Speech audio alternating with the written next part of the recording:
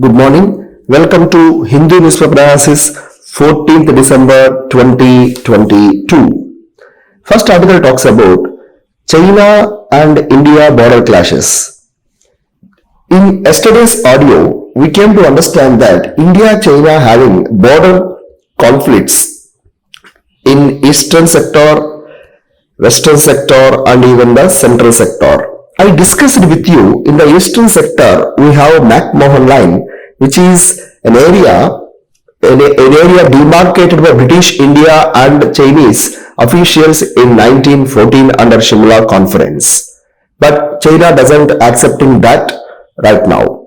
Then we have in the western sector we have Aksai Chin area, which is also a conflict region from 1947 onwards, and we have line of actual control, which was the word coined by Chohu Alawai, then Chinese premier. Now the border clashes happened at Arunachal Pradesh near Tawang region, near a particular place called as Yangtze. So near the Yangtze we have this border conflict today. So Rajah Singh, the defense minister, gave explanation about the issues what happened there. And China is blaming India for it. So issue is going on. Unfortunately, when he is giving the explanation, opposition party members started walk out from the house. Next article, ransomware hits computer system in Guntur. Try to understand that we found these ransomware attacks even on the AIIMS Delhi. All India Institute for Medical Sciences attacked by this ransomware very recently and severely affected by it, and almost all the medical documents were halted by it. What is ransomware is about? Ransomware is a typical malware, comes under the crypto virology, and the hackers try to hold the personal data of the system. At the same time, they will also threat to publish it, publish the personal data in the public domain. So this is the ransomware, what do you mean by ransomware? And now what India is doing? India has several preventive measures. India even one of the earliest country to have this national cyber security strategy. And also we have an apex agency established way back in 2004. That is Computer Emergency Response Team India, CERTN. And even recently also government took measures like Cyber Swachhata Kendras I4C mechanism to prevent such kind of incidents. So it is high time to get a more coordinated approach to solve these problems. Apart from that, India can also engage in cyber diplomacy, where Quad is an opportunity for it. At the same time, there is one more initiative called as Ransomware Initiative, launched by 37 countries. Led by 37 countries right now. India can be part of it, ransomware initiative, to get more knowledge over this. Next article, State Cabinet exempts teachers from non-academic duties. Andhra Pradesh government conducted one survey, that is Andhra Pradesh Learning Achievement Survey. In that, they found that Andhra Pradesh students have very low comprehension skills, reading skills, writing skills, and also aptitude. So what they decided, to correct this mechanism, Andhra Pradesh government decided to remove teachers from the non-academic duties like election duties on the conducting surveys, and also focusing on the conduction of census. All kind of duties now exempted from the teaching staff. Now what is advantage is they can give more focus towards the learning. It's a good step for the improving learning efficiency. Next article talks about attack on last bastion, the judiciary. Here, author is a former chairperson of Law Commission of India, and he wrote his arguments about the recent controversy on collegium system. It is well-known fact that law minister in a press conference and vice president in the house and even in a seminar spoke about collegium system and its impact. We should understand that Supreme Court is the final arbiter of the law. In fact, Supreme Court is the guardian of our constitution as per B.R. Ambedkar and Constitutional Assembly acceptance. Now, Supreme Court as a final arbiter of law and final protector of the rights of the individuals, facing several criticism of its attitude, because the process of appointment, as per Constitution Part 5 of Indian Constitution and Article 124 Clause 2 explains about appointment of judges by the President in consultations with the such judges. Unfortunately, that consultations became the mark of controversial issue, and we even had a brief discussion about it in our previous recordings, completely about collegium system and its criticism. Now here, other highlighted one particular case, that is ADM Jabalpur versus Shivkant Shukla 1977. What is this case is about? In a simple terms, during emergency, under the public order of 1975, under President order of 1975, Government of India decided to take away the personal liberty, where it empowered authorities to arrest the people and to suspend Article 21. And what is ADM Jabalpur case was, it mentioned that there is a chance to suspend this personal liberty during the emergency. The then CJIP and Bhagavati, in alignment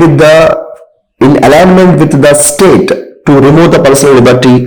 However, there is one dissent judge, that is HR Khanna. So he opposed this move, and he said that it should not be suspended even during the emergency. However, it was done, and it remains as a dark spot on the glorious history of Supreme Court. Now, other highlighted about elected autocracy. That is, in autocratic rule, you have authoritarian and majoritarian domination, in which they won't allow any kind of criticism. So, other used the word elected autocracy, in which government trying to take series of measures to destroy the civil liberties.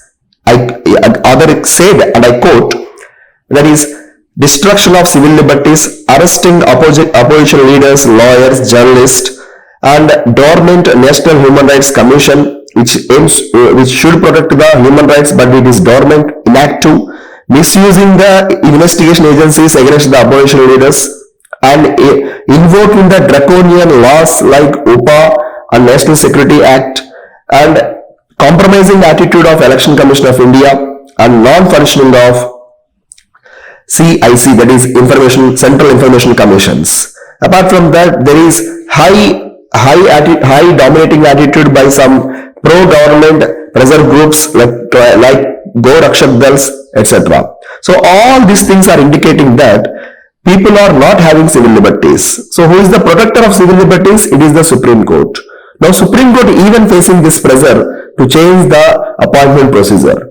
So others suggested that instead of giving pressure over the collegium, government should focus on the appointments, faster appointments referred by the collegium, overcoming the pendency, and also improving the poor judicial infrastructure. It was mentioned by one of the Finance Commission that lack of courtrooms, lack of infrastructure like power, sometimes power and also internet, is affecting the judicial functioning at the lower levels. Apart from that, low number of judges, that is, if you compare, if you see one of the Law Commission reports, it mentioned that India have one of the lowest judges by population, because India has 20 judges, around 20 judges per 1 million people. If it is in West countries, it is average 50 per 1 million. Apart from that, there is a clear indication of delay in the pendency, so in the appointment. So government should work out on these issues rather than keep on pressing on collegium system. Next article talks about the rise of rural manufacturing. If you observe the ancient India, there is a specific clusters of manufacturing units. In fact, the Satavahanas period had a system called as Sreni and Sreshtis, which are associated with rural manufacturing and having industrial activities. Now, we lost that because of Britishers' industrialization. Britishers made India changed India's position as a net exporter to a net importer. However, things are changing right now. Slowly and gradually, India's rural manufacturing is almost rising up. World Bank in 2012 conducted a report That is India's manufacturing moving away from cities? And there was positive signs as it is mentioning that it is shifting from urban to rural area. Now, there is an updated survey, that is annual survey of industries 2019-20, which stated, yes, rural manufacturing is rising. 42% of our manufacturing is factories coming from villages area, and 62% almost covered in village areas, and 44% of employment is also coming from the village areas itself. So why this sudden change? The sudden change is due to low cost on land, wages, property, and there is an element called as factory floor space constraint. If a company want to expand in urban areas, it will face challenges because land is very costly and even congested in urban areas. Villages, there is less constraints, so it is expanding. Third one is the investment in technology and is somewhat easy in terms of urban village areas. In urban areas, it is somewhat costly affair. At the same time, it is time-taking process. Now, what is the next important thing is, it is also mentioned that the production cost is higher in cities, whereas it is lower in urban areas. And what we have to understand is, there is less trade unions, less trade organizations, and workers cannot demand more wages or more relaxations like urban population. So as per Marx scholars view, there is a chance to exploit these people. So now that's the reason they are moving towards the village areas. However, there is one problem here. There are some advantages to us. One is, it will help the rural economy to diverse from agriculture to non-agriculture. It will enhance livelihood options. It will help the manufacturers for the cheaper production. It will create jobs, and it will also strengthen non-agriculture income of the people. But the challenges remains high. First and most important challenge is skill shortage. Less number of skilled workers availability is one reason. Second reason is lack of proper road infrastructure and even electricity and broadband facilities also somewhat disturbing the village manufacturing. And also we have cost of capital shifting, because to transport from urban center to village center, village area, the cost of transportation is also very, very high. So these are the challenges for the rural manufacturing, things to be remembered for our economy point of view also. Assam Accord Constitution Bench leaks citizenship case for January 10th. What is Assam Accord is about? During the time of liberation of East Pakistan from the West Pakistan, today we call it as Bangladesh, there are a series of migrants who came from Bangladesh to India at that time. Now, when the people came here, they started to create conflicts with the local people. They given competition to the education, employment, health facilities, so on and so forth. There was a series of unrest among the local people against these migrants. To compromise, to consolidate, to pacify this unrest, Rajiv Gandhi's government in 1985 created this Assam Accord. Accord stated that those who entered into India 25th March 1971, those people are subject for exclusion. That is, whoever entered into Assam after 25th March 1971, they are subject for deletion or detention, and they will send back to their country. So that Assam Accord decided to find these foreigners by using the NRC, that is National Register of Citizens, which was created in 1951, which includes the details of citizens who came to India, who are residing in India from last 6 months, and who will continue in India from the after 6 months also. So that NRC will be updated with respect to Assam, and this was the Assam Accord. So Assam Accord stated, one, those who came from foreign country, they will sent back to their country. Those who enter after 25th March 1971, they will go back to their country. Two, it will try to update the NRC to find these foreigners. And in a where in 2019 finally they found some lakhs of people around. So in the last 2019 it was found that 19 lakh people out of NRC. So that is what the previous status. Let us wait for the next development. That is, next article. Recently, Organization of Islamic Cooperation chief visited the POK region. So when he visited POK region, he raised comments against India's position over the Jammu and Kashmir.